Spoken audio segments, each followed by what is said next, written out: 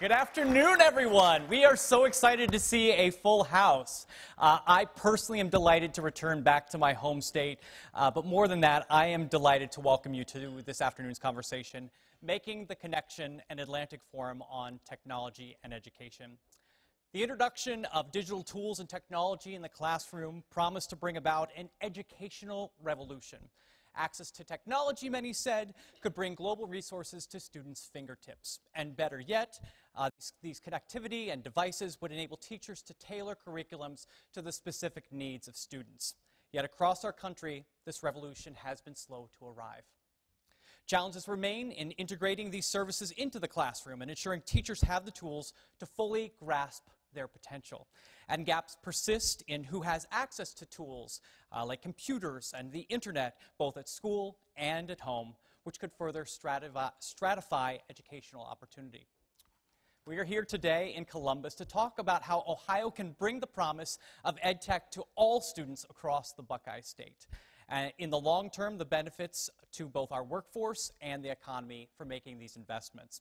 We'll hear today from teachers, policymakers, business influencers, administrators, and innovators, all who are working to bolster education and bring better technology to our students. We'll have a reception, so we'll be able to continue this conversation with everyone gathered here, so we'll look forward to that as well.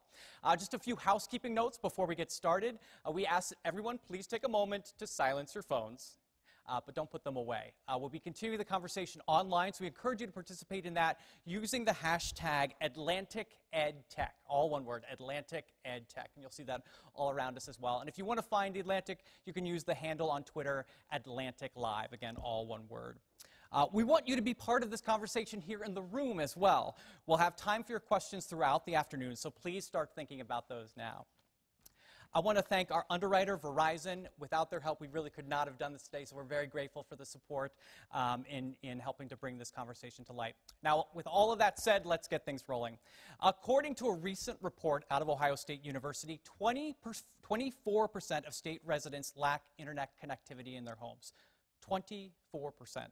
And families in low-income and rural areas are most likely to lack broadband access. Now, for some, this is due to cost, but for others, this is due to insufficient infrastructure in their hometowns. Here to talk about closing the digital divide in Ohio and the educational benefits for doing so, please welcome Leah Hulsey. She is a social studies teacher at River High School in rural Monroe County, Ohio. Monroe County, as you may know, is about 2 hours from us on the eastern border of the state. Leon Wilson, he is the Chief Digital Innovation and Chief Information Officer at the Cleveland Foundation. In this role, he leads the Foundation's digital inclusion initiatives in a city where there are still very stark divides in who has access to affordable broadband and 21st century technology.